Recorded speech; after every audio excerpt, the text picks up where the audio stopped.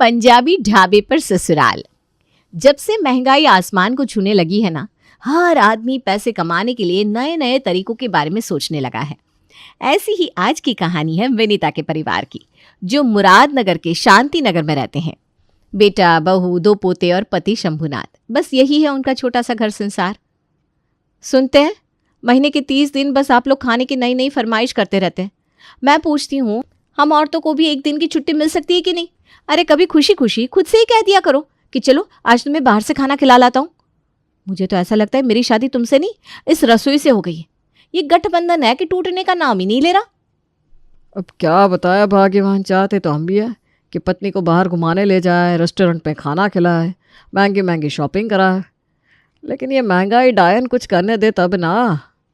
लेकिन फिर भी तुम्हारी बात में भी कुछ गलत नहीं है। रोज़ रोज़ ना सही, महीने में एक दिन तो मैं तुम्हें बाहर खाना खिलाने के लिए ले ही जा सकता हूँ। अच्छा चलो फटाफट से तैयार हो जाओ, फिर आज हम लोग बाहर खाना खाने चलते हैं। अम्मा बाबूजी को भी मैं बोल दूंगा, तुम बच्चों को तैयार कर लो।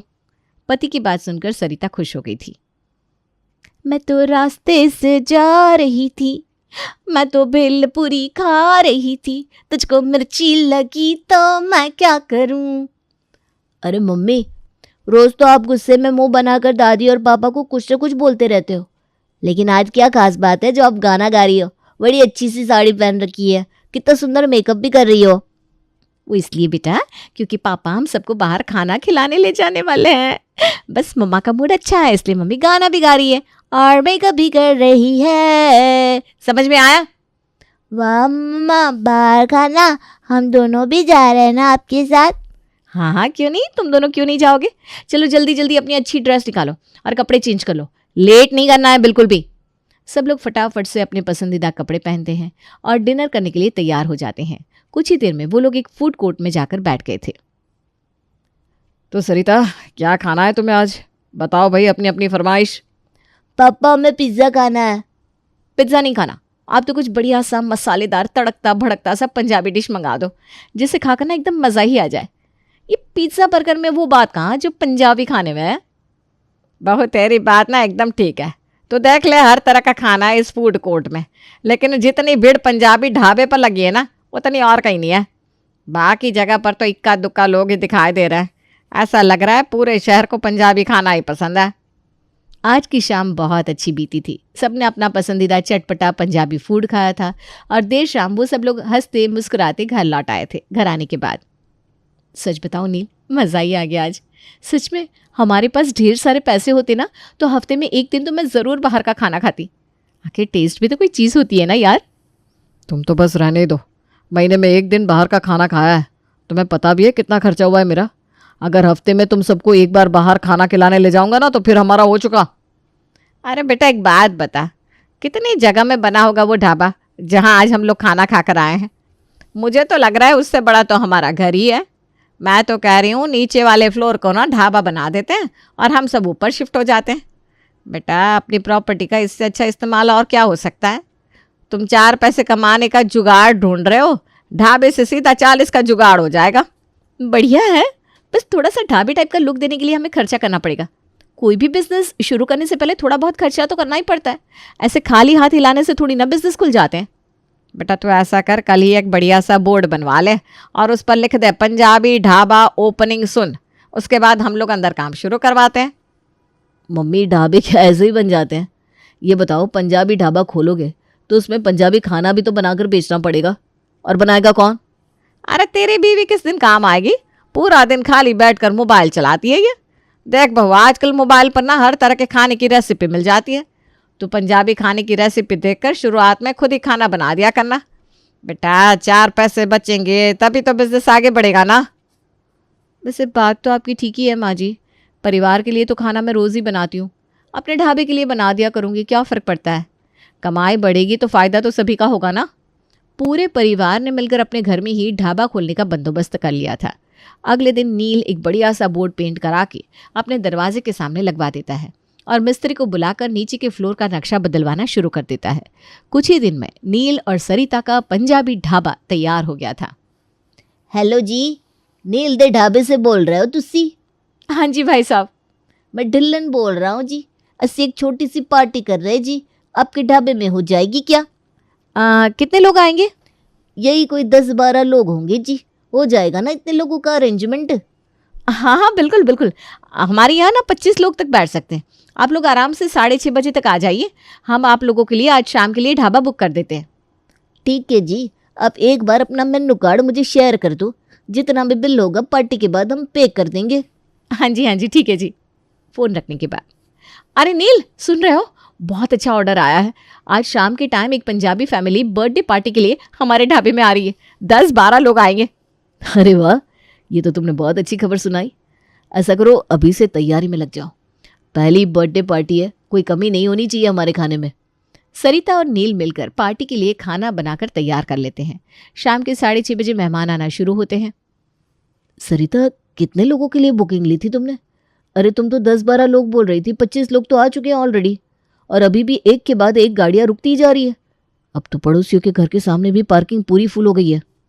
तुम रुको, मैं पूछ कर आती हूँ कितने लोग और आने वाले हैं अभी। नमस्ते भाई साहब, मैं सरिता। नमस्ते मैडम जी, नमस्ते। आप ही से बात हुई थी ना मेरी सवेरे? हाँ जी, वो मैं पूछ रही थी भाई साहब कि आप तो 10-12 लोग के लिए बोल रहे थे, लेकिन आपके गेस्ट तो थोड़े ज़्यादा लग रहे हैं।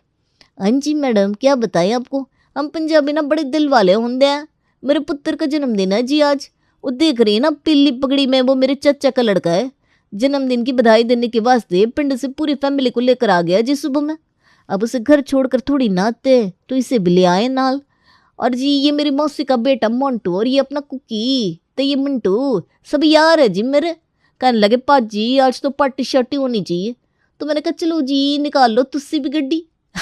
अब जब इतने सारे बंदे आ रहे थे बर्थडे में, तो अपने मौसी ते मामे ने कैसे छड़ देता। तो हमने सोचा सबनू ही ले चलो।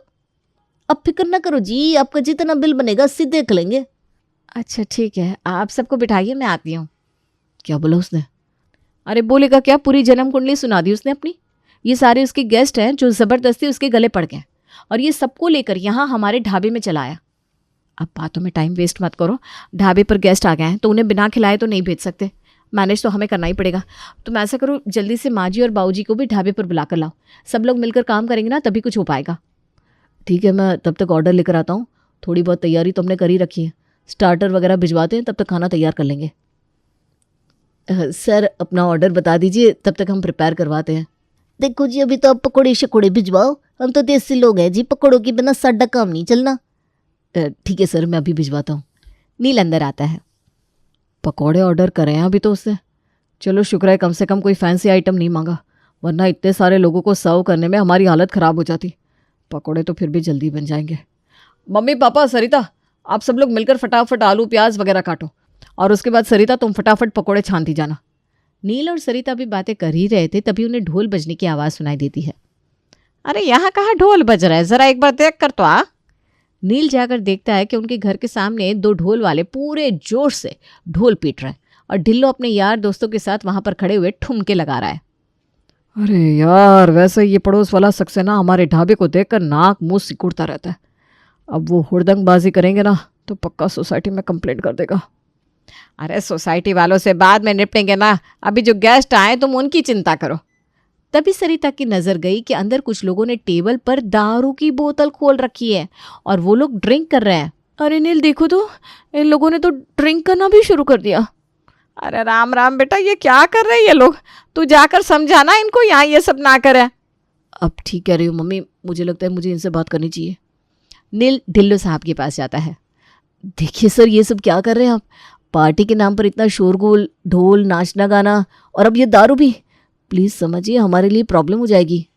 कमाल करते हो पाजी आप। और पंजाबियों की पार्टी में दारू भांगड़ा ना हो तो पार्टी काहे की?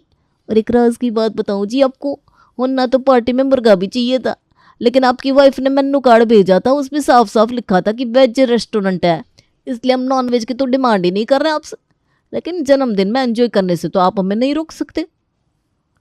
सरिता, ऐसे नहीं रोकने वाले ये लोग। गलती इनकी नहीं, हमारी है। हमें अपने रेस्टोरेंट के मेनू कार्ड में छपवाना पड़ेगा कि अल्कोहल अलाउड नहीं है, वरना ये पंजाबी तो ऐसे ही आकर उधम मचाएंगे। अभी तो बस पकोड़े ही सर्व हुए थे, खाना खिलाना तो बाकी था। एक तो पहले ही 12 लोग बोलकर 25 लोग पार्टी में आ गए थे, और ऊपर से 3 रोटी खाने वाले नील बाबू को तो अंदाजा ही नहीं था कि पंजाबियों की खुराक कितनी होती है। एक बार जो खाने का सिलसिला चला, फिर तो एक के बाद एक बटर नान अंदर से आते जाते जा रहे थे और ढिल्लन जी के मेहमान उसे साफ करते जा रहे थे। विनीता और सरिता का रोटियां बनाते बनाते सर चकराने लगा था, लेकिन एक और की आवाज़ अभी भी अंदर से सुनाई दे रही थी। पार्टी खत्म होने के बाद, बड़ा मज़ा आया जी आज तो, ये लो जी आपका बिल। ढिल्लो साहब की पार्टी से सरिता और नील की कमाई तो अच्छी हो गई थी, लेकिन इस पार्टी ने मानो उनके होश ठिकाने लगा दिए थे। उन्हें इतना तो समझ में आ गया था कि पैसे बचाने के चक्कर में जो सारा ढाबे का काम उन्होंने अपने माथे ले रखा है, अगर इसी तरह चलता रहा ना तो बहुत जल्द वो दोनों पागल हो जाएंगे। सुनिए जी, ऐसे काम नहीं चलने वाला। पंजाबी ढाबा चलाना है ना तो कोई ढंग का पंजाबी कुक भी रखना पड़ेगा। आपको पता है कितनी मुश्किल से पंजाबी डिश बनाई मैंने, कम से कम 10 बार मसाले ऊपर नीचे किए हैं तब जाकर स्वाद आया। ऐसे ढाबा नहीं चल पाएगा हमसे। और एक वेटर की भी भर्ती करिए, हम लोग बिलिंग काउंटर संभालेंगे। और पंजाबी ढाबे में ना सारे कस्टमर पंजाबी ही आ रहे हैं। पंजाबी में क्या बोलते हैं मुझे तो आधी बात समझ में भी नहीं आती। कम से कम पंजाबी स्टाफ होगा तो उन्हें कस्टमर की बात तो समझ में आएगी। अगले दिन सुबह पड़ोसी नील से, देखिए जी, ये रेसिडेंशियल सोसाइटी है, यहाँ पर इस तरह से ढाबा खोलना अलाउड नहीं है। और अगर आपने अपना कोई काम खोल भी लिया है तो शांति बनाए रखो। ये सड़क पर ढोल बजवा के रात के 11-12 बजे तक पार्टियाँ करना, हुड़दंग मचाना, ये सब कोई अच्छी बात थोड़ी ना है। आपको मुनाफा कमाना है, ढाबा खोलना है तो कहीं कमर्शियल प्लॉट ले लो। हम लोगों की ज़िंदगी से सुकून क्यों ख़त्म कर रहे हो भाई? आपके ढाबे के चक्कर में पूरी कॉलोनी की पार्किंग फुल हुई रहती है। हम लोग अपनी गाड़ियाँ क्या सड़क किनारे जाकर खड़ी करेंगे? देख रही हूँ माँ, पड़ोसियों को मिर्ची लगनी शुरू हो गई है। अभी सक्सेना बातें सुना कर गया है। सक्सेना का भी कुछ इंतज़ाम करेंगे। अभी तो फिलहाल एक खाना बनाने वाले और एक वेटर का इंतज़ाम कर बेटा। नील को एक पंजाबी हस्बैंड वाइफ मिल जाते हैं जो ढाबे पर खाना बनाने के लिए तैयार हो जाते हैं। देखो भाई साहब, खाना तो मैं एक नंबर बना दूंगा और ये मेरे वो टीएम दोनों मिलकर ढाबे का काम एकदम बढ़िया से संभाल लेंगे। बस हमें रहने के लिए एक छोटा सा कमरा देना पड़ेगा आपको। पंजाब के रहने वाले हैं ना जी, इधर रहने का कोई ठिकाना नहीं है अपने पास। नील और सरिता अपने ढाबे में ही परमिंदर और उसकी पत्नी को रुकने की जगह दे देते हैं और जल्दी ही परमिंदर ढाबे पर खाना बनाना शुरू कर देता है। परमिंदर के हाथों में बड़ा स्वाद था। जिस दिन से उसने ढाबे पर खाना बनाना शुरू किया था, ढाबे की बिक्री में 4 चांद लग गए थे। जो कोई भी एक बार ढाबे पर आ जाता वो अगली बार उनके यहाँ का खाना ज़रूर खाता। देखो परमिंदर, तुम्हारे काम से हमें कोई शिकायत नहीं है, लेकिन ये ढाबा बंद करने के बाद जो तुम बाहर टेबल कुर्सी लगाकर बोतल और मुर्गा लेकर बैठ जाते हो ना, इससे सोसाइटी के लोग खुश नहीं हैं। सोसाइटी से लगातार कंप्लेन आ रही है। अरे भाई साहब, आपकी पड़ोसियों को ज़्यादा ही चुल है। दिन भर ढाबे पर जी तोड़ मेहनत करते हैं हम। अरे बंदा अपनी थकान उतारने के लिए थोड़ी देर खुली हवा में बैठकर खा पी लेता है तो उसमें किसी को क्या दिक्कत है जी? हम कौन सा किसी की बहन बेटी को छेड़ रहे हैं? आपको एक बात बताऊं जी, एक बहुत बढ़िया ज़मीन है, आपको हो तो आपके वहाँ पर बात चलाऊं, सही दाम पर किराए पर मिल जाएगी आपको। इस कॉलोनी से निकल कर आप अपना ढाबा उधर ही खोल लो। जल्दी ही परमिंदर के रेफरेंस से नील को सस्ते रेट पर एक ज़मीन मिल जाती है, जहां पर नील अपना ढाबा तैयार करवा लेता है। ढाबे को नई जगह सेट करवाने में और ढाबे की सफलता के पीछे परमिंदर का काफ़ी हाथ था, इसलिए नील और सरिता उसके ऊपर काफ़ी भरोसा करने लगे थे। ढाबे का सारा राशन ख़त्म हो रहा है और मुझे बाजार जाने का समय भी नहीं मिल पा रहा। समझ में नहीं आता क्या करूं। अब चिंता न करो नील भाई साहब, अब ऐसा करो, पैसे मैनू दे दो, मैं बाजार जाकर बढ़िया सामान लेकर आता हूँ। अब ढाबे का काम देखो जी। नील 1 लाख परमिंदर को दे देता है और परमिंदर भी महीने भर का राशन तेल वगैरह लेने के लिए बाजार की तरफ निकल जाता है। आमतौर पर नील को राशन वगैरह लेकर आने में 4 से 5 घंटे लगा करते थे, लेकिन आज परमिंदर को गए 8 घंटे से ऊपर हो गए थे और अभी तक वो और उसकी पत्नी बाजार से लौटे नहीं थे। बेटा, परमिंदर तो आया नहीं अभी तक, सब ठीक तो होगा ना? मुझे भी इसी बात की चिंता हो रही है माँ। कई बार उसका फ़ोन भी मिला लिया लेकिन फ़ोन ही नहीं लग रहा। सुनो जी, एक बात बताओ, कितने पैसे देकर भेजा था आपने परमिंदर भाई साहब को? 1 लाख रुपए ले गया है सरिता। मैंने सोचा वो तो अपना ही आदमी है, जो पैसा बचेगा वापस लाकर मेरे हाथ में दे देगा। इतने महीनों से साथ में काम कर रहे हैं हम, भरोसा भी तो कोई चीज़ होती है। अरे वो सब तो ठीक है, घड़ी देख रहे हो, पूरे 10 घंटे हो गए परमिंदर भाई साहब को गए हुए। मुझे तो ऐसा लग रहा है कि 1 लाख रुपए लेकर गायब हो गए वो, अब लौट कर नहीं आने वाले। मैं तो कहती हूँ जल्दी जल्दी पुलिस में कंप्लेंट करते हैं। अभी भाग कर कहीं ज़्यादा दूर नहीं गए होंगे, वरना बाद में हम सिर्फ हाथ ही मलते रह जाएंगे। पत्नी और माँ की बात सुनकर अब तो नील को भी चिंता होने लगी थी, इसलिए वो थाने जाकर परविंदर और उसकी पत्नी की कंप्लेंट दर्ज करवा देता है। पुलिस अभी ढाबे पर आकर परविंदर के कमरे की छानबीन कर ही रही थी कि तभी परविंदर और उसकी बीवी टेम्पो में सामान लादकर ढाबे के सामने आकर खड़े हो जाते हैं। क्या हुआ भाई साहब, क्या परेशानी हो गई? ये पुलिस क्यों आई है? पहले तू ये बता, कहाँ था पिछले 12 घंटे से? कहाँ से आ रहा है इतनी रात को? नील भाई साहब, मैं तो आपको बताकर गया था ना, बाजार सामान लेने जा रहा हूँ। आप ही ने तो भेजा था मुझे समझ में नहीं आ रहा हुआ क्या है।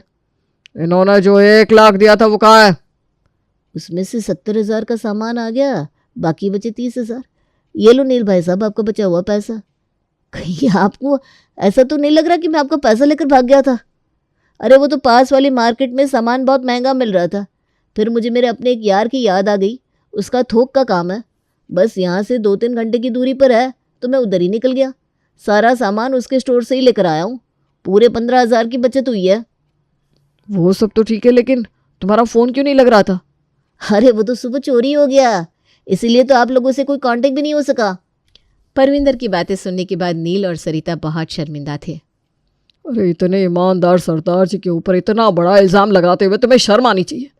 वो तुम्हारे फ़ायदे के लिए पूरा दिन धक्का खा कर आए, बेचारे का फ़ोन तक चोरी हो गया और तुम चले थे उन्हीं पर चोरी का इल्ज़ाम लगाने। अरे इंसान की पहचान करनी आती है कि नहीं? पुलिस वालों की बात सुनकर अब नील, सरिता और विनीता सभी लोग बहुत अपमानित महसूस कर रहे थे।